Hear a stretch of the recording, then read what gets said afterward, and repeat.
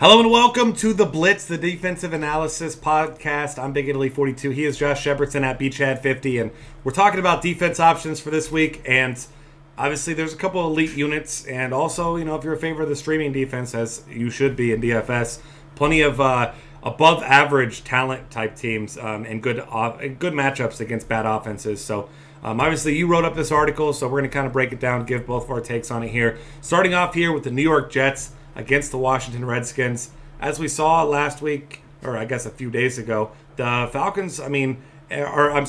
Redskins faced the Falcons defense that's not very good.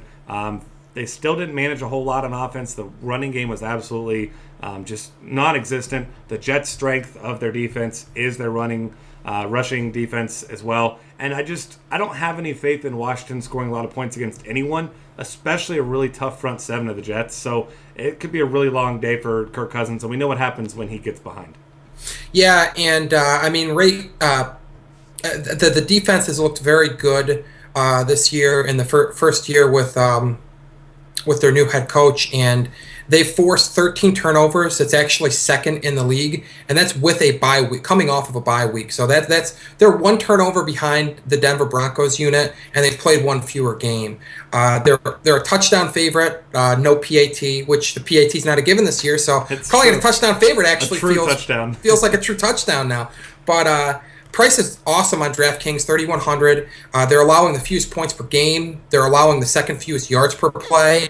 The only knock against them is they've only got 7 sacks on the season. But I mean, if that's really the only knock on them, then you're feeling pretty good about that defense. Secondary looks a lot better this year with Revis back, with Cromartie back, and as you noted, Kirk Cousins, turnover machine, throws quite a few interceptions. The Redskins have turned it over quite a bit this year, so I like this opportunistic Jets defense. And coming off of a bye week, I think is going to make them even more prepared and in an even better situation to really turn over Cousins and this Redskins offense. Yeah, I'm in agreement there. And the next one, if you have a problem with this defense, then you're in the wrong industry. You're watching the wrong show. The Denver Broncos, you and I both believe best defense in the league. And if you have an argument against that, I would love to hear it. Not even being facetious. If you've got something, I'd love to hear it. But this defense has just been incredible. Coming off the game where they absolutely dominated the Raiders, and a team that had some success at home, at least this season so far. They scored more touchdowns than their offense this week again. And like you mentioned, most turnovers, most sacks. The team has just a huge floor and an enormous ceiling. So, they're an opportunistic defense too. And I'm not believing in Josh. Josh McCown is like the Alex Smith type. He's a game manager. If he needs to air it out, he airs it out. But he doesn't have a lot of great weapons. And even when you do, no offense has had success against the Broncos this season. And you can't imagine that's going to change in Cleveland. No, that secondary is so loaded in Denver. That's not to take anything away from their front seven either. But when you've got Aqib Talib and you've got Chris Harris Jr. back there, and you've got Josh, and you've got Roby back there as well. That is a loaded secondary. The safeties are good. TJ Ward is awesome. This is a unit that at every level is elite.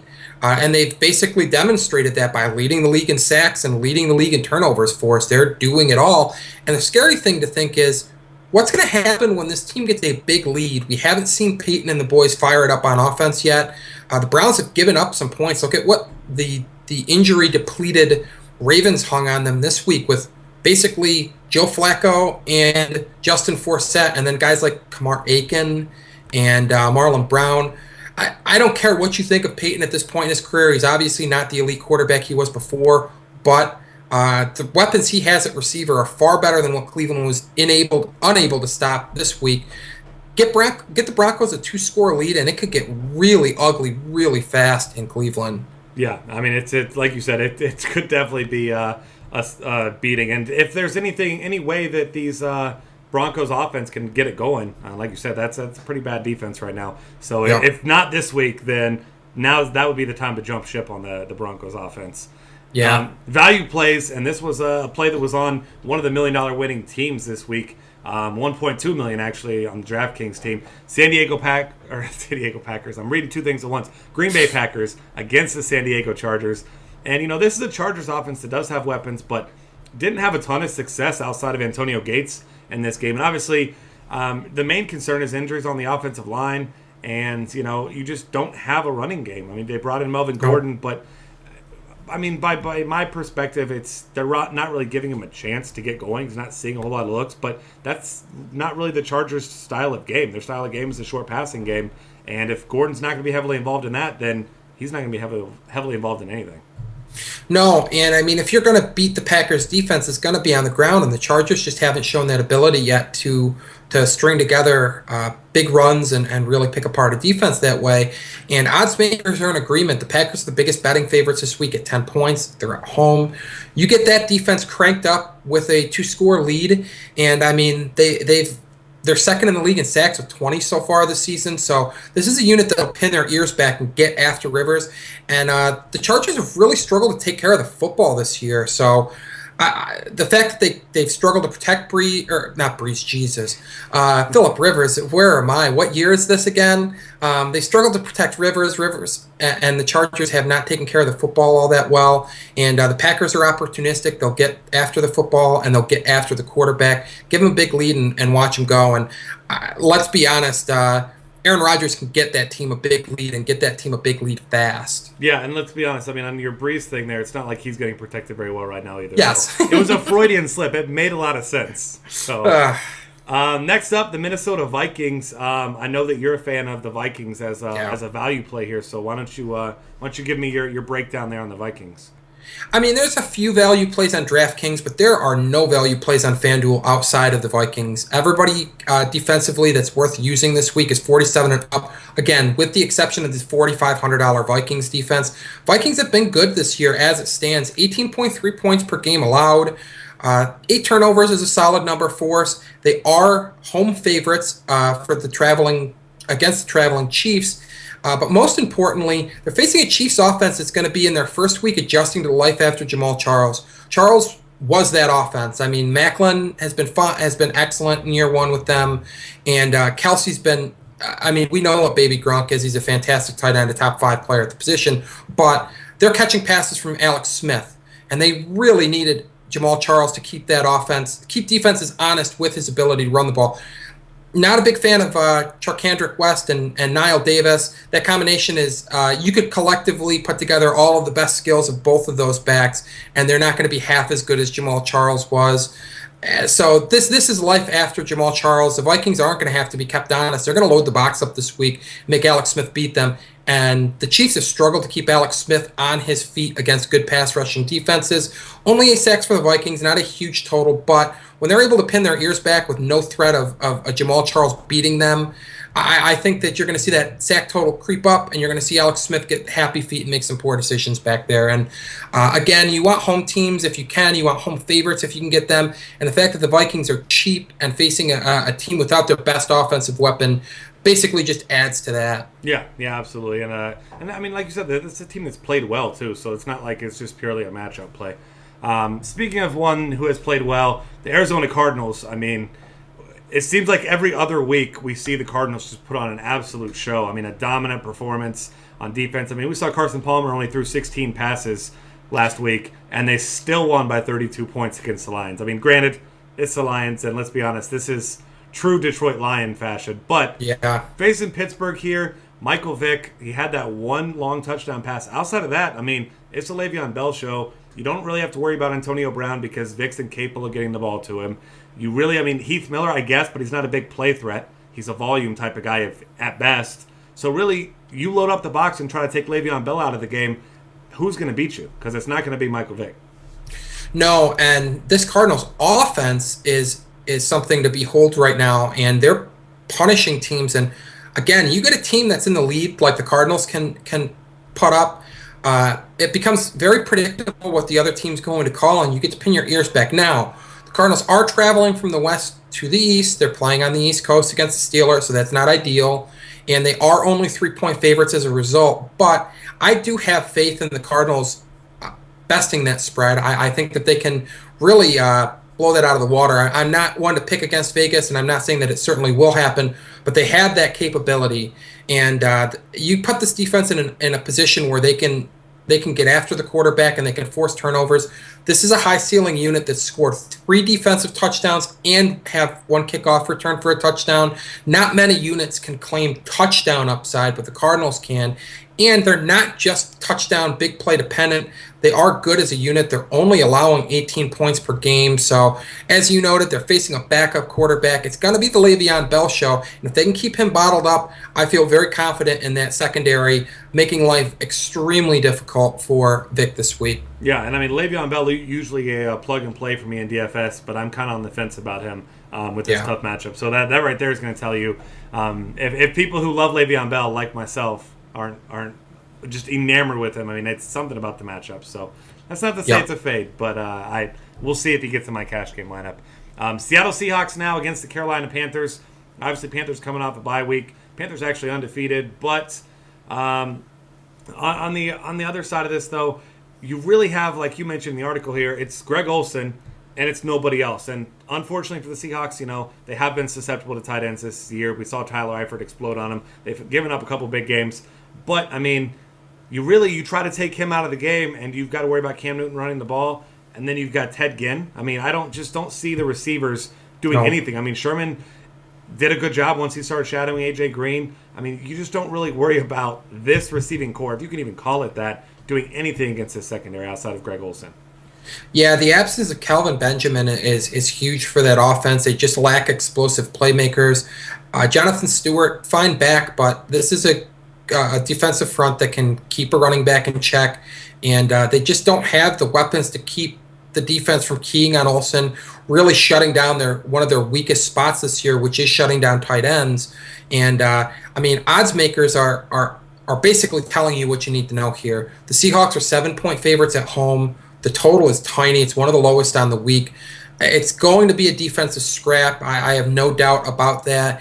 And even though the Seahawks team isn't as great defensively as they've been in recent seasons, they're still holding opponents to under 20 points per game, and they still have star power on that defense. They've got Sherman, they've got Earl Thomas, they've got Cam Chancellor, they've got guys at every level that can do breathtaking things, that can make big plays. And again, if you get a team that can get in a touchdown lead and if you can force Cam into throwing situations with his receiving core bare, basically, it can turn into a snowball effect where the Seahawks can put some points up in a hurry. Yeah, absolutely. And like you said earlier, you kind of mentioned about targeting home defenses, and I'm on board with that. And if there's one defense that you specifically play at home, it's the Seattle Seahawks, because there may not be a tougher place to play, and maybe in any professional sport than CenturyLink. So that's definitely not a place I'd be wanting to play if I'm an opposing offense.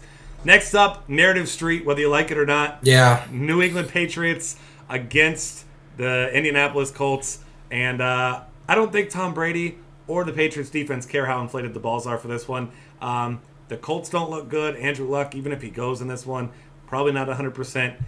And it's not like these games have been close with these two teams, even when Andrew Luck has been healthy. I mean, we've even seen at best it's a close game till halftime, and then the Patriots take over. And like you said, it's not an elite defensive unit, but it's a bad offense. And I mean, not terrible by any means, but certainly one that's struggling. And especially if Matt Hasselbeck is in there, I mean, you might as well just go ahead and tell him your stomach hurts and maybe get yourself a trip back to the hospital and avoid this one.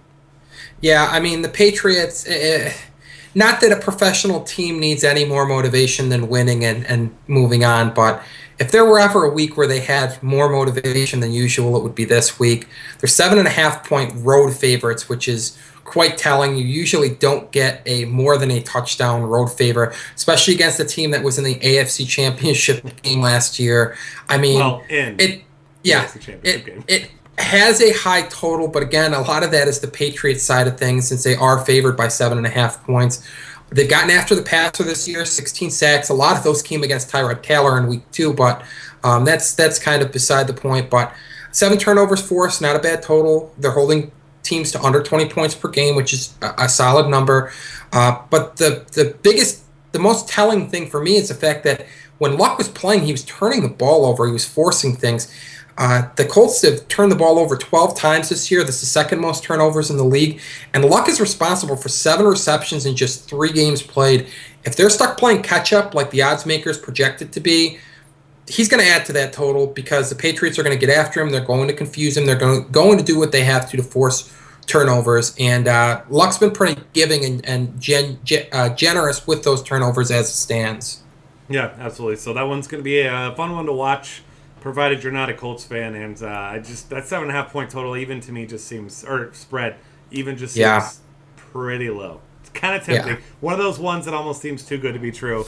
But like you mentioned, I mean, you still think that this team was, technically a game away from the Super Bowl. I mean, an entire actual game away. But, either way, next up, my team versus your team, actually. And unfortunately for your team, now Tyrod Taylor with the news coming out today, probably going to miss a couple weeks. So I'll let you take the lead on this one so that I don't just sound like the Homer Cincinnati Bengal fan. Yeah, you can go ahead and bump that ownership up to probably 2 to 3 times what I had estimated at earlier when there was not the news out yet that Taylor would be likely missing this game. There was news out that he was dinged up, but nothing to the extent of an MCL sprain, which is now what the news is. And with an MCL sprain, I don't even know why there's the qualifiers of could or might miss the game. He's not playing. I mean, I can't see a situation where they're going to risk further injury or where he can even tolerate the pain. Granted, he did finish the game after the tackle that was called for a horse collar that resulted in the injury. So, I mean, maybe I'm wrong, but I just don't see that being the case. The expectation is that it's going to be E.J. Manuel under center. He's not the elusive quarterback that Taylor is. He can move a little bit, but he's more of a big move in the pocket type, shed tackles, as opposed to the shifty, speedy runner in the open field like Taylor is. He will most likely be getting his top receiver back, or the Bills, I should say, will be getting their top receiver back in Sammy Watkins. That's the expectation right now. Assuming Carlos Williams doesn't continue to have lingering concussion issues and he's able to get through the protocol, he should be back to bolster that running back situation. McCoy will have to wait till later in the week, but the reports within the last few weeks don't seem to be promising for him being back right away. And it's also interesting to note that as of earlier this morning, Carlos Williams, it wasn't a lock that he would get through the concussion protocol, so that's still worth monitoring. And if any or all of those guys are out, the Bengals look like a great unit to start anyway, but they look even more so with less mobile quarterback back there without weapons.